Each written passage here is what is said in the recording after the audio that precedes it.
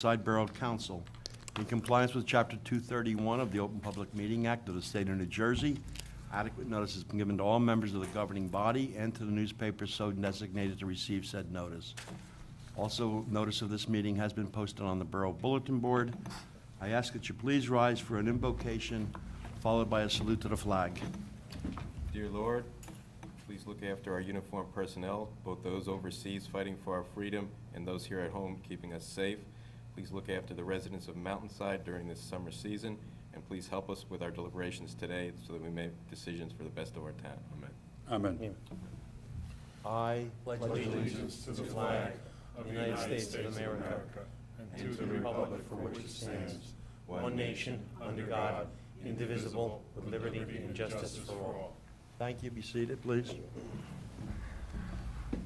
Take a roll call, please. Councilman Lane is absent. Councilman Messler. Here. Councilman Marabelli. Here. Councilman Mortimer. Here. Councilman Turner. Here. Councilman Was. Here. This evening, I have signed two resolutions of congratulations for our children at Deerfield School. The valedictorian for this year's class is Logan Turner, Keith Turner's son, but more important, son of Susan Turner, who had most of it to do about the child getting to be valedictorian. And the next is salutatorian for Abigail Pires. And is that Anne Marie Pires's daughter, or a different Pires? Different pirates. And we will be giving them, Councilman Marabella, at the graduation, we're giving them a savings bond on behalf of the borough government, and also the resolution of congratulations. And also this evening, we have another resolution for the retirement of the health officer, Bob Shear. I remember when he started working, and he's retiring, and I'm still here. Something wrong with that man. And he got paid, and he's getting a pension, and I'm still here. On that, I'm going to ask Councilman Was if you would please do the honor in doing the resolution of appreciation. Thank you, Mayor. Whereas Robert Shear has diligently served the citizens of our borough as a health officer of Mountainside Board of Health since its inception with the Westfield Regional Board of Health, and whereas Robert Shear has worked with the borough of Mountainside for 30 years and through interlocal service agreements has shared his expertise with local communities, and whereas after serving more than 3 decades, Robert Shear has made a decision to retire. Now therefore be it resolved that the Mayor and Council of the Borough of Mountainside congratulates Robert Shear on his retirement following his many years of service to the community, and be it further resolved that the Borough of Mountainside commends Robert Shear for those dedicated years of service and wishes to prosperity in his retirement endeavors.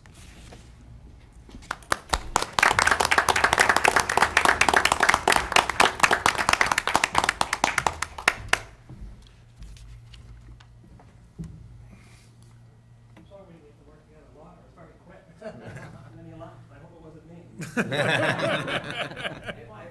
have to say to the mayor and council. Come up to the mic. I just want to say to You're not used to speaking in public, Bob, I know. no, I just want to say to the mayor and council that it was a pleasure working with all the members of the mayor and council, especially the mayor for all those years, and with Jim Debbie, the administrator, and the members of the Board of Health. It made my job easy in Mountainside. We always tried to do the best for the residents here, and I hope you were satisfied with the services, and I hope the arrangement with the town of Westfield continues for many years. I think it's good for both communities. So with that, I thank you very much. Well, don't go away. I think there's members of the board like to come up. Okay. Doctor?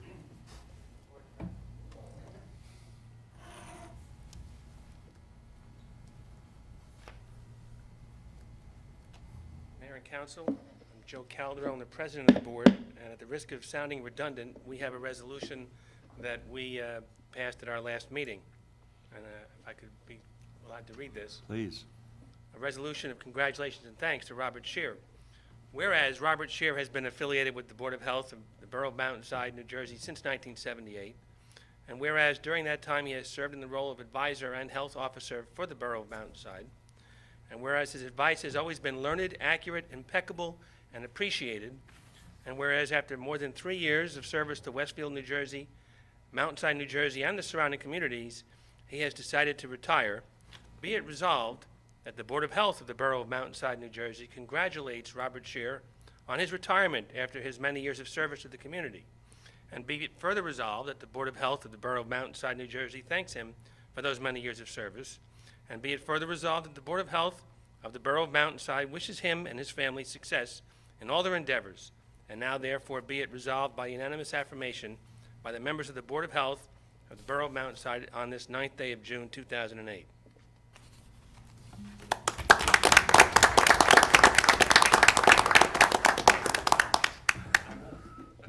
Again, thank you very much. I appreciate it. Thank you. You're going to stick around somewhere in the area. You're not going to totally disappear, right? No, I'll still be around.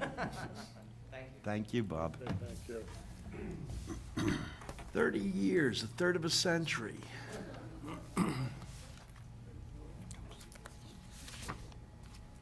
Next I have, you've all received a copy of the minutes of the regular meeting of March 20th. I'll entertain a motion to accept said minutes or correct if necessary. So moved. A motion, have a second? May 20th. Second. Any other questions, comments, or corrections? Poll the council, please. Councilman Messler, Yes. Councilman Marabelli, Yes. Councilman Mortimer, Yes. Councilman Turner, Yes. Councilman Was. Yes. Next, you have received the minutes of the work session of June 3rd. Again, I'll accept said minutes if appropriate, correct if necessary. So moved. I have a motion to accept. Do I have a second? Second. Any questions or comments? Poll the council, please. Councilman Messler, Yes. Councilman Marabelli, Yes. Councilman Mortimer, Yes. Councilman Turner, Yes. Councilman Was. Yes. Next, I have the second reading and public hearing on ordinance 1142-2008. Councilman Mortimer? An ordinance to exceed the municipal budget appropriation limits and to establish a cap bank as allowed by law under NJSA 40A:4-45.14. I have a motion. Do I have a second? Second. Have any questions or comments by council? At this point, I'll open the meeting to the public to discuss ordinance 1142-2008. Seeing no public participation, I move that section be closed. Motion to close the public session. All in favor? Aye. Aye. Opposed? Poll the council, please. Councilman Messler, Yes. Councilman Marabelli, Yes. Councilman Mortimer, Yes. Councilman Turner, Yes. Councilman Was. Yes. Next, I have Resolution 89-2008. Bob? Yes, this resolution will authorize an amendment to the 2008 budget by adjusting for an increase in the amount of $37,107 in municipal aid from the state of New Jersey and a modification in the community pool budget in the amount of $7,706. So moved. Have a motion, do I have a second? Second. Any questions or comments? What's the 77, is that an increase, Scott? For the pool? No. A decrease? Jill, if I say this incorrectly, correct me. When we prepared the budget, Jill and I felt that since our Director of Recreation, Frank Maselli, also works for the pool, that we put $7,706 of his salary in the pool line. The geniuses in Trenton disagreed and said, no, they would not allow it, that we have to put him back into the regular budget with the borough, and we could not, even though his title is Director of Pool Management, yada, yada, yada, so we had to modify the budget by $7,706. Does that affect the cap, Bob? I'm not right, okay? I'm gonna get corrected. Part of his salary down to pool to more equally, like the mayor said, to justify the time spent at the pool versus the time of recreation. And because we moved some of that money out of our municipal budget to the utility, we had to take a cap-based adjustment to reflect that change. So we had to bring in $7,000 more of surplus because we were moving his salary down to the utility. So it was a cap-based adjustment. But it was because of the pool management salary, Yes, that was okay. it was approved that that part go down to the. I stand corrected on that. It's the same thing, but just the movement of the monies. Did it affect our cap, was your next question? Yeah. It did affect. Yes. That's what happened. It affected the 4% cap. We were a tiny bit above that because of that adjustment. So in order to compensate for that, we had to bring in $7,000 more of town surplus to offset the money going down to the pool. We couldn't use the additional municipal aid to cover that? Well, what happened was the municipal aid was like, I forget the exact amount, 37,000 Right. or whatever. And because we brought the 7,000, we realized 30,000 of the, well, we realized the whole municipal aid, but it was offset by the 7,000, so that, the budget still went down about 30,000 to the residents. It didn't affect, it lowered the amount to be billed to the residents.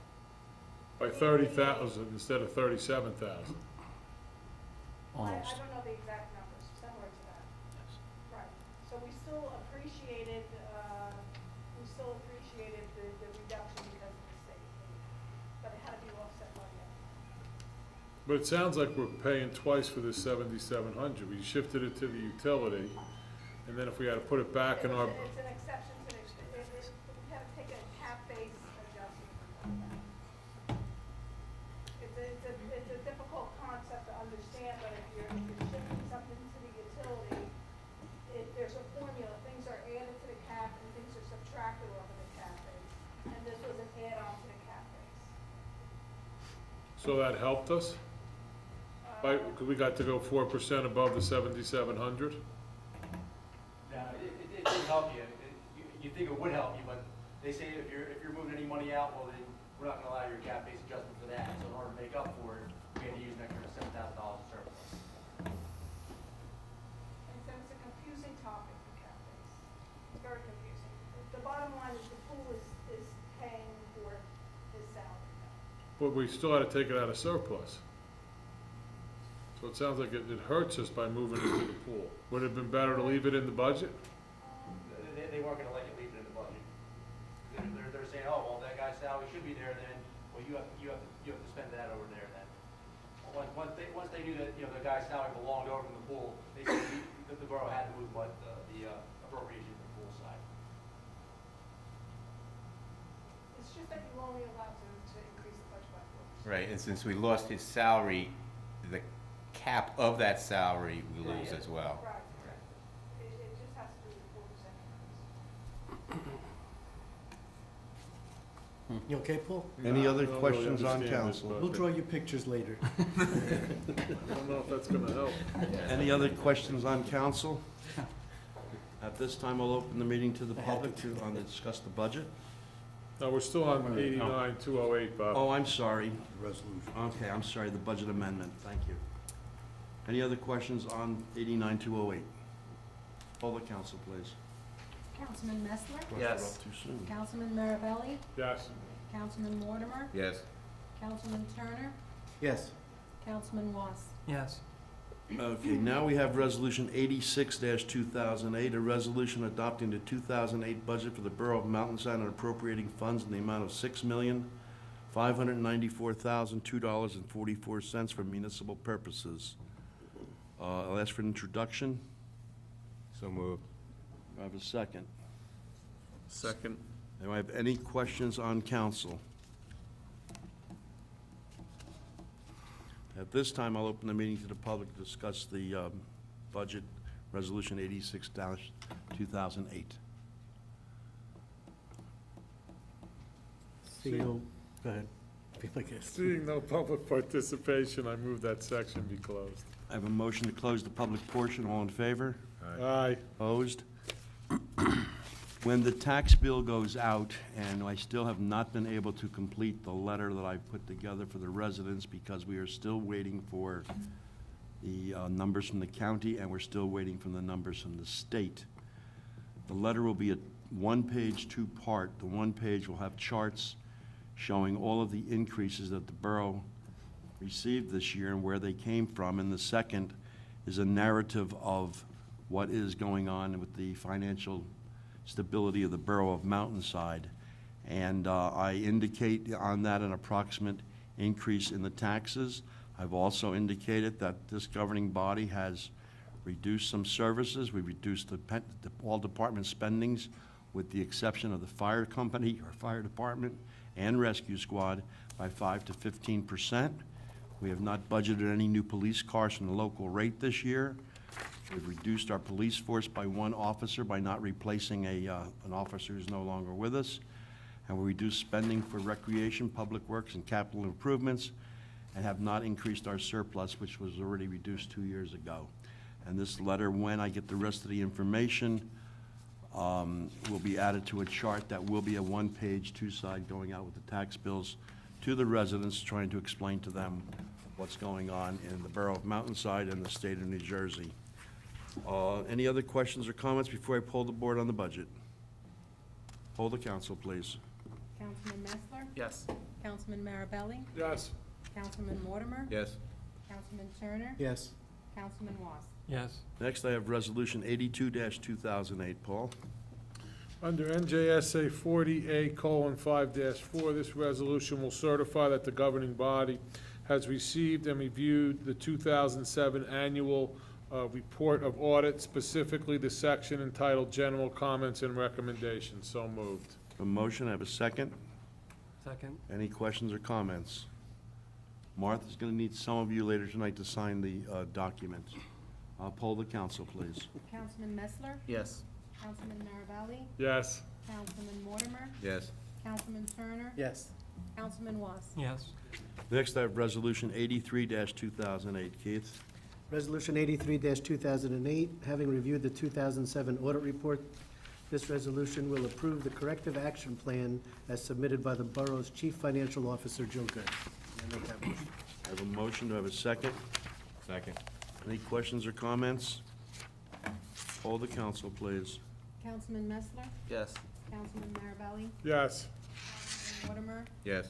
Councilman Turner? Yes. Councilman Was? Yes. Next, I have Resolution 84-2008. Jeff? This resolution will authorize the Rahway Valley Sewer Wastewater Management Plan be amended to the Northeast, Upper Raritan, and Lower Raritan, Middlesex County Water Quality Management Plan, and that plan will be submitted to the New Jersey Department of Environmental Protection as required under NJAC 7:15-3.4. I have a motion. Do I have a second? Second. Any questions or comments? Poll the council, please. Councilman Messler? Yes. Councilman Marabelli? Yes. Councilman Mortimer? Yes. Councilman Turner? Yes. Councilman Was? Yes. The next resolution, 85-2008, has a lot of colons, semicolons, commas in it, and Councilman Turner asked me to give it to Councilman Messler. I was actually gonna say that. Due to the various reasons, the following property owners are entitled to receive refunds for the overpayments on Block 15E, Lot 33, for $410.29. Block 5F, Lot 5, for $1,867.05. Block 3A, Lot 20K, for $2,440.95. Block 5T, Lot 7, for $1,893.62.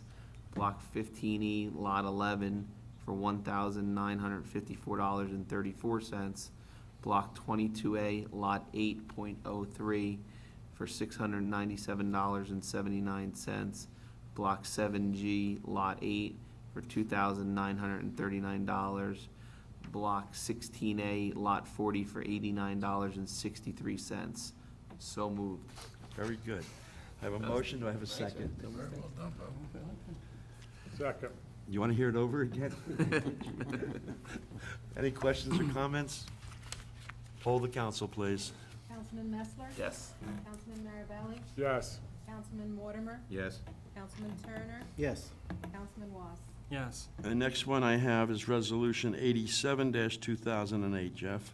A homeowner at Block 4C, Lot 17P, 1403 Coles Avenue, has applied and received 100% disability from the United States Department of Veterans Affairs, and therefore, under NJSA 54:4/3.30, this resolution will exempt the homeowner from property taxes, the effective date of application May 6, 2008. I have a motion. Do I have a second? Second. Any questions or comments? Poll the council, please. Councilman Messler? Yes. Councilman Marabelli? Yes. Councilman Mortimer? Yes. Councilman Turner? Yes. Councilman Was? Yes. Next, I have Resolution 88-2008. Glenn? This resolution will refund an escrow deposit in the amount of $2,500 to Hoff Brothers Plumbing and Excavating LLC for a road opening permit at 1441 Forest Court as recommended by the Borough Engineer Michael Disco Jr. I have a motion, do I have a second? Second. Any questions or comments? Costless money. Hold the council, please. Councilman Messler, Yes. Councilman Marabelli, Yes. Councilman Mortimer, Yes. Councilman Turner, Yes. Councilman Was. Yes. Next, I have Resolution 90-2008. Keith? Resolution 90-2008 will authorize the Police Department to purchase a 2008 Ford Crown Victoria under the New Jersey State Contract Bid Number A70462 in the amount of $20,835. I make that motion. We are not increasing the fleet by one. This is going to be for a replacement of a vehicle. I have a motion, do I have a second? Second. Before I call a vote, a couple of minutes ago, I said Yeah, I was gonna say, we're not buying any police cars from the present budget. We are not. This is coming from a grant from Highway Safety. We are not using money from the borough budget. We have a grant this year, and hope to God we have it again next year because we have not budgeted any cars this year. Any other questions or comments? Hold the council, please. Councilman Messler. Yes. Councilman Marabelli, Yes. Councilman Mortimer, Yes. Councilman Turner, Yes. Councilman Was. Yes. Next, I have second reading and public input of ordinance 1143-2008. Paul? This is an ordinance to amend Chapter 3, Article 3-9 of the Code of the Borough of Mountainside to add to the borough's property maintenance code, a provision entitled Portable Containerized Property Storage Facilities for the purpose of regulating the use of such PCFSFs. So moved. Portable container property storage. No, it's in there, isn't it? Yeah, I didn't say it though, PCPSF. Oh. Okay, Bob, you should have done that one too. I have a motion. Do I have a second? Second. Do I have any questions or comments on the ordinance for PCPSFs? Yes, sir. Please come up, state your name and your address.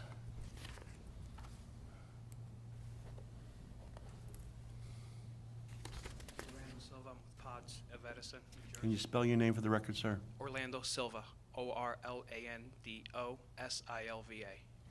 And again, who you represent? With Pods of Edison, Central Jersey. Thank you. We're at Go ahead, 99 Mr. Silva. Mill Road.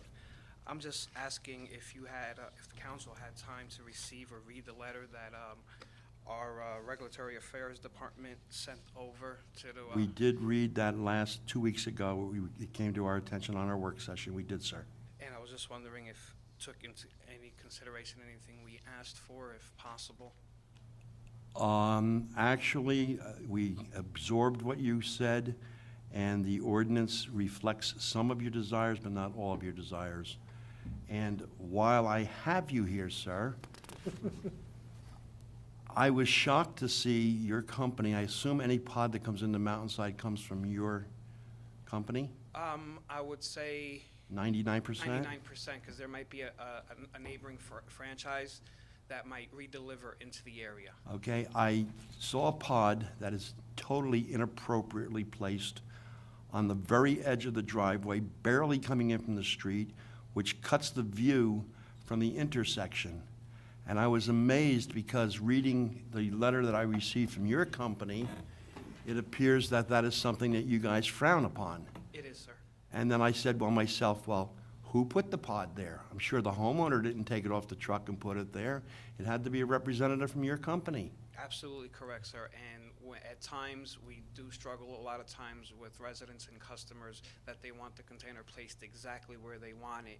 And to avoid any conflict, sometimes a driver just places it where our customer is asking for it to place it. But we also, in our contracts that we state, that we'll work with any law enforcement to remove the container immediately if it possesses any type of, if it's blocking the view of pedestrian, walkway, or vehicular, we will remove it right away.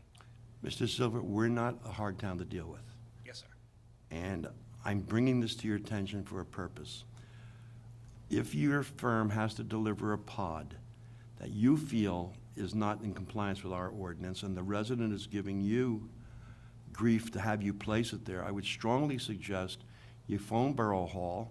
We can help rectify it, saves you from having aggravation with the client, it saves the client from getting mad at us, and you want it to be safe, and we want it to be safe. We absolutely want it to be You don't want safe. your pod run in by a truck. Absolutely not, and we wouldn't want an accident caused by a pod not being blocking the view from pedestrian or vehicular. Well, you'd probably have an exposure there, since our ordinance on the one that I saw is in violation, and if your people knowingly put it there, and I'm sure the owner couldn't move it, you probably have an exposure there if an accident did occur.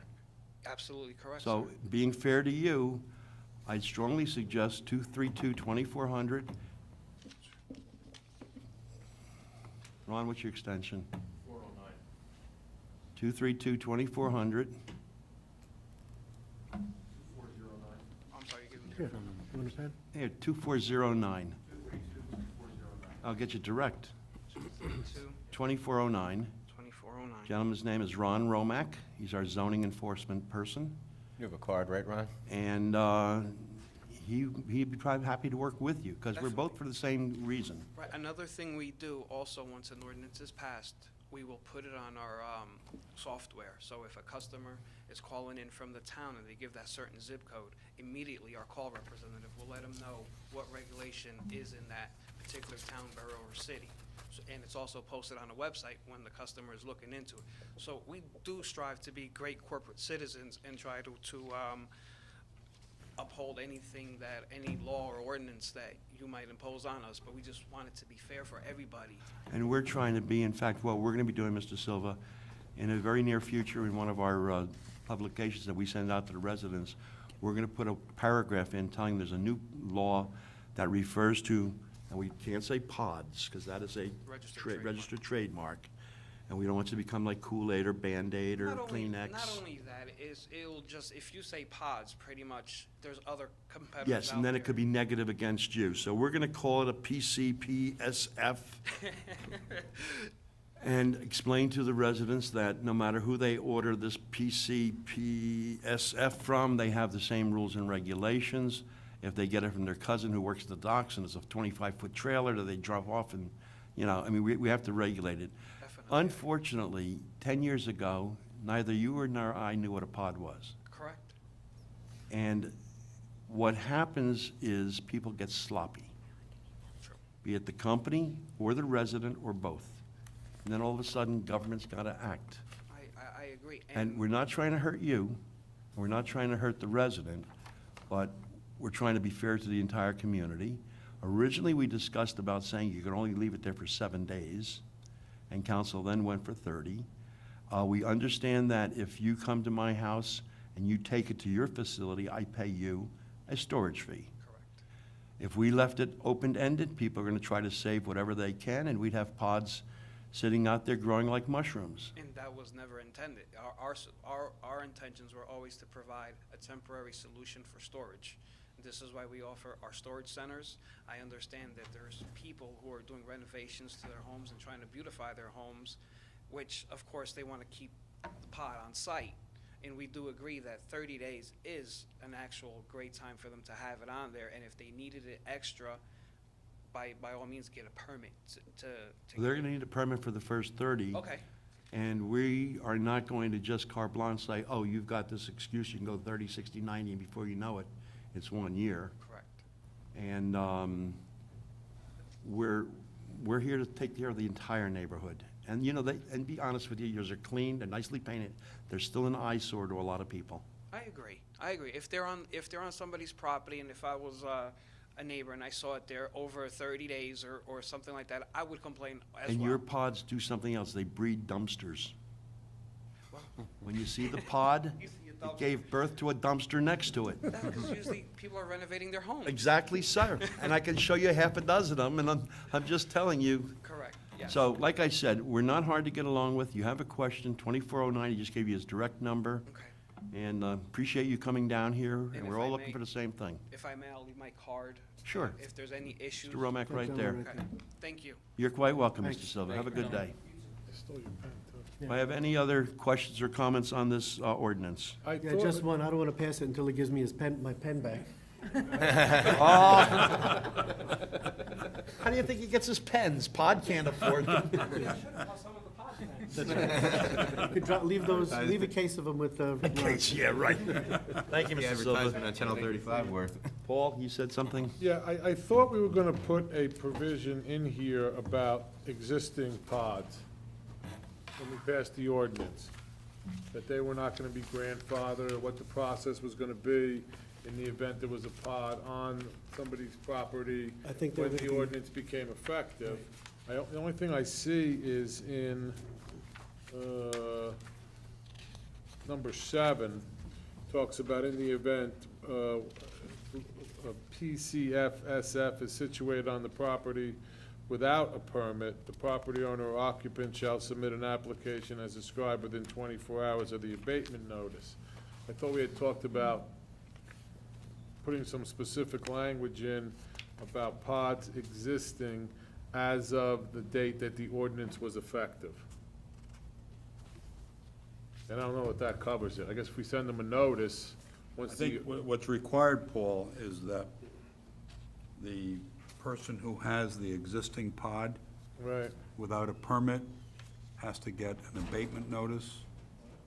So there is some action on our part required with regard to existing pods. But, I mean, as a would this functional cover, matter, I thought this was gonna cover the guy that, once the ordinance was in place, that he goes and he puts a pod on his, in his driveway and does not get a permit. Because I noticed, I see the $200, the application fee was increased from 50 to 200. I thought that was the instance where somebody tried to sneak one in without getting a permit. I think it applies in both cases, Okay, so as long as that you're to comfortable. existing pods and also new pods where a guy So doesn't the get a pods permit. that are out there now, once this ordinance become effective, we should be sending them abatement notices Yes. immediately. Correct. And their 30 days counts from when the ordinance is passed. Any prior time doesn't count against that. Wait a second now. I think I'm hearing it, but I'll make sure. It's $50 application if you come in legal. If you come in ahead of time. Correct. If you don't, it's 200 application. Right, that's what a 7. penalty. That's what 7 Yeah, says. I'm just, okay. That's the As long as penalty. they submit their application within 24 hours, I think if we give a notice, they have to come down within 24 hours and get the permit. If they don't get it in 24 hours, then they have a $200. No, it's not. But see, that's, I thought we were gonna have a, the way, specifically 7 was designed to penalize the person who tries to sneak it in. We changed it from 50 to 200. But it does Correct, say- Ron? That is correct. Okay, but what this, I think, and if we're comfortable, John, with this also applying to pods that are existing when the ordinance becomes effective, then I'm okay with it. Because it sounds like what we have to do is send out the abatement notice the day the ordinance is effective. We have to go around and give everyone that has them one of these abatement notices. Correct. An abatement notice is not a $200. That one, yeah, it is. But is that fair to somebody who's got it in their front lawn? You're gonna all of a sudden, because we put something in, that they get a $200 fine for having it? Or do they get 24 hours to get a permit the right way? Now, once they get the abatement notice, then if they don't submit the application, they're subject to the $200. No, it's not the way, I think that's I think that's wrong, John. Number 7, John. It Seven. says within Someone 24 has a hours. pod We're- now. There's two situations we're talking about. One is where the ordinance is already in place, and somebody tries to sneak a pod in, okay? Under those circumstances, we give them the abatement notice when they come in. Whether they do it within 24 hours or not, it's still $200. But what if they don't know? Actually, you're right about that, Paul. Right. So, and that's a very valid point. In other words, there are people now who Have have 'em. pods in place, and they are all going to be subject to that $200. So I would think that Permit what fee. we would want to do is we would want to send a notice to these people before the ordinance is effective, saying this ordinance is going to become effective. If you apply for the permit ahead of time, it's a $50 fee. If you don't apply for it as of the effective date, you're gonna get charged a $200 fee, and that'll give these people an incentive to come down and file these applications ahead of time. I don't agree. What if somebody doesn't uses a different manufacturer? The gentleman says that they tell the people when they take what if somebody brings in one from a different company that's not so diligent in notifying their customers? We have to notify. We have to do it. But how do we know where they all are? But I'm saying, somebody gets one delivered, I'm doing a renovation, I call up somebody from the phone book, order one of these things, the guy delivers it to my driveway, I have no idea there's an ordinance, and I get a $200 fine, or do I get a chance to go and give my $50 for that? Ron Romek comes by and says, you're not allowed to have this unless you have a permit. I go down to Borough Hall and get my permit right away, I should be fined $200.